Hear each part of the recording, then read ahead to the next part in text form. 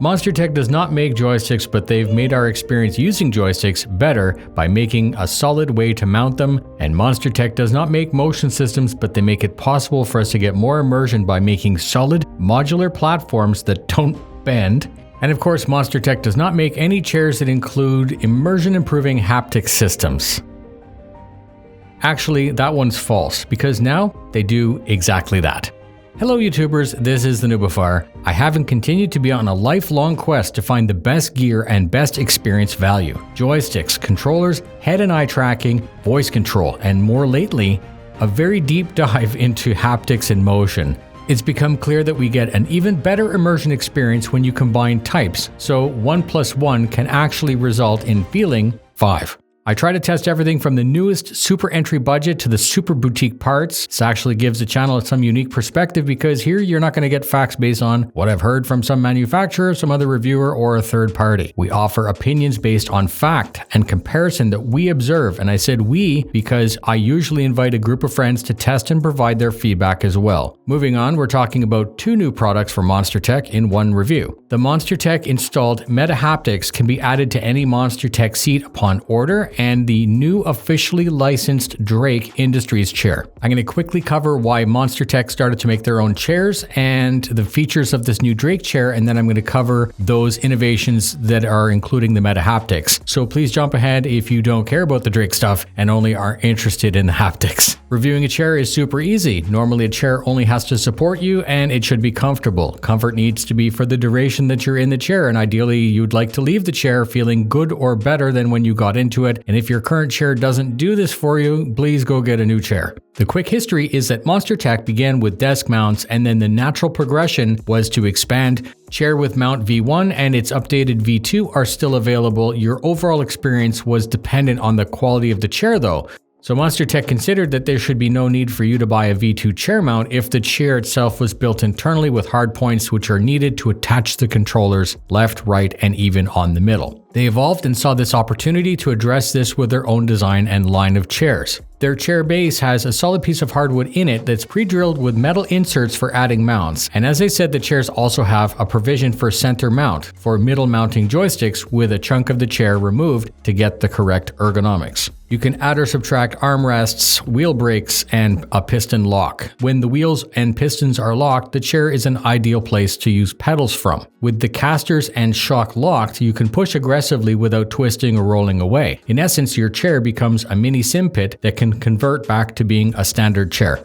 There are 2 basic configurations for all of the chair types. When Monstertech was originally creating MTX SimPit, they added all of the extra benefits of this chair type to MTX, which later became MTS. So what's special about Drake, Starcitizen, and the history? Drake is one of the in-game ship manufacturers within the Starcitizen universe. When Monstertech proposed a series of licensed chair liveries, CIG said yes.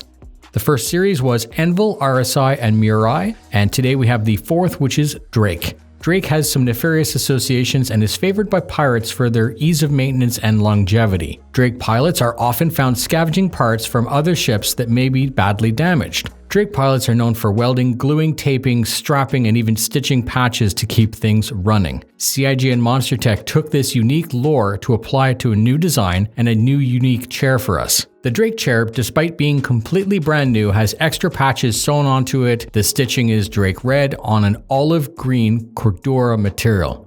The high-vis panel on each side are soft PU leather, and the new design looks like it could have literally been scavenged directly from a wrecked spaceship. It's Drake. It's Drake through and through. DuPont Cordura, and for the first time on a Starcitizen chair, sheep wool. I've done a complete video on the flying sheep, which is linked for you right now, but the synopsis of my research is real planes have real sheep wool on the seats because of comfort and durability. You can't always get up and walk around on a jet, so the seat has to be as comfortable as possible. The wool feels warm when it's cold and cold when it's warm. It's antimicrobial, antibacterial, fireproof, and the perfect seat cushion, which is why it's used in real planes. If it's good in there, it's going to be good for gaming. I think it looks great, and I'm sure that for those of you who sometimes play a little bit into the gray, you're going to appreciate its unique look and its extra comfort as well. The perfect accent to complete your Starcitizen setup. Metahaptics is the second part of this release. You are directly in control of your own immersion when gaming or playing sim. Adding parts is as important as reducing those immersion-breaking distractions. Immersion through sight and sound are simple by changing to a wider screen or VR if that's available. A good set of headphones can isolate you in the game. The next logical step for many would be to address the feeling. Comfort reduces distraction, so a good place to sit with the correct controls in the correct place. Force feedback controls can telegraph the correct feeling to the player, thus improving fun, but also providing you extra senses about what's going on. You may be able to react quickly to the loss of traction in a road game or feel as you begin stalling out in a plane. After comfort, we have haptics and motion. You can place a subwoofer below your seat or use transducers which convert sound into vibration. The subwoofer trick is pretty limited. With better transducers, crashing into a tree or firing a missile may shake you like it does in real life. So the point of all of these transducers is to shake you. But rather than a general shake, imagine how much better it would be if it could shake from where it was supposed to, from the correct location. And yeah, that's a bit of foreshadowing, if you will.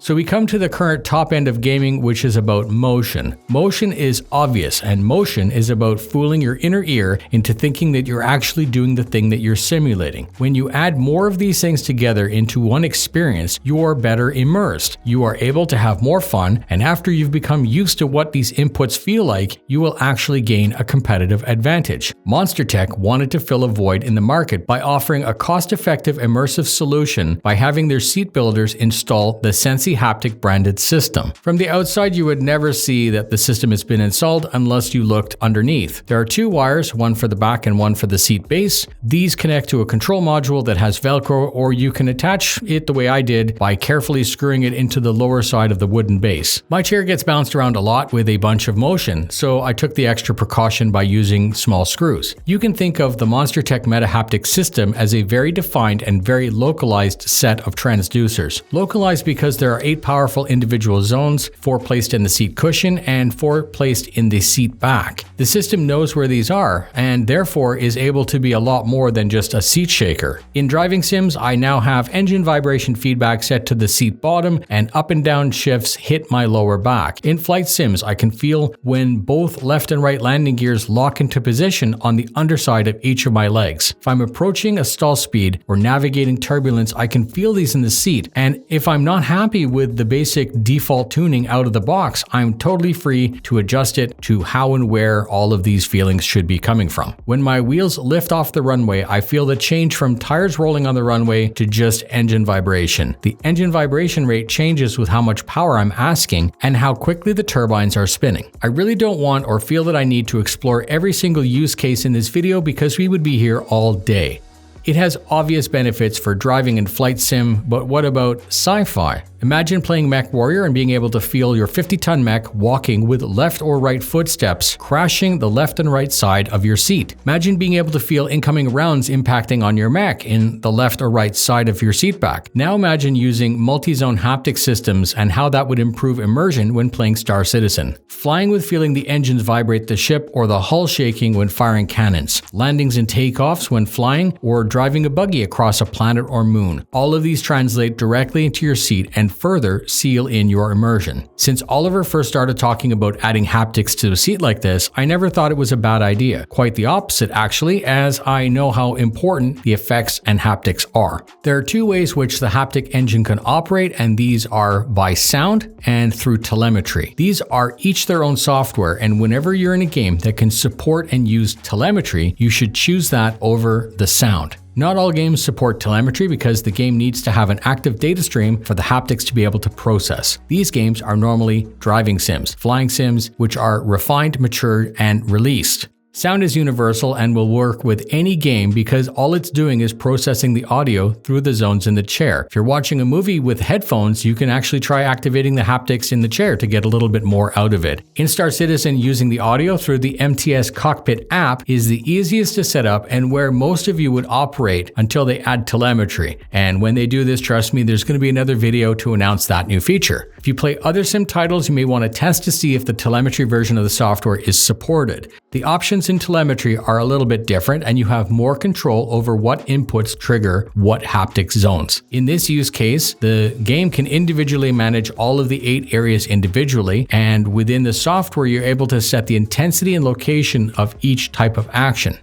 In my use case, I already use a third-party software option, which is SimHub, and I was able to get the chair operating within 2 minutes. And this is what you will want if you want full control over every operation. The Monstertech software is ready to use with starcitizen profiles, and you can further tune like other methods, and I'm going to work on an install and tuning video for this system in the future. So let's talk about who this is for and who might be the most likely to get the most out of it. If you're beginning to want more from your gaming experience, your next logical step would be haptics and transducers. This system eliminates all of the bullshit involved with setting up amplifiers, tuning outputs, and running wires everywhere. So it's as easy as plugging in a joystick, plus offers a localized, powerful effect. Easier and better than butt kickers and other options. A second use case would be a more advanced sim user wanting to add motion platforms at a condo or an apartment. These platforms can replicate the engine and road vibrations very well, but a side effect of that is as much as they move the platform, they also move the floor because they're on the floor, and anyone around you would be extremely upset about all this extra distraction. I was able to disable all of these extra effects from the motion platform, leaving only the quiet tilt operations and then relocating all of the extra effects directly to the seat. You are directly sitting on the effects which impact you directly, and you are also isolated from the platform and the environment. I have customers who run without any of the effects that they paid for just because they live in an apartment. So now they can have their cake and eat it too. On a personal note, I don't have anyone living in my floor, so I can leave both on and they work very, very well together. I get the engine vibrations in the platform, and I know the millisecond that my tire hits a rumble strip, I can clearly feel the texture of the road surface or when ABS is on the verge of triggering. In flight, I feel landing gears individually deploy, I feel flap actuators moving, and I can feel if my touchdown was light or hard. I can feel when my tires are under strain from heavy braking coming to a halt. All of these things I can feel better because of this seat. So we come to the end of the video, and I hope I've been able to convey to you how important this new feature is. It's an established haptic system from a trusted name, carefully integrated into a seat from a company who has a track record of making quality and durability, fit and finish, plus a function that I haven't been able to get anywhere else.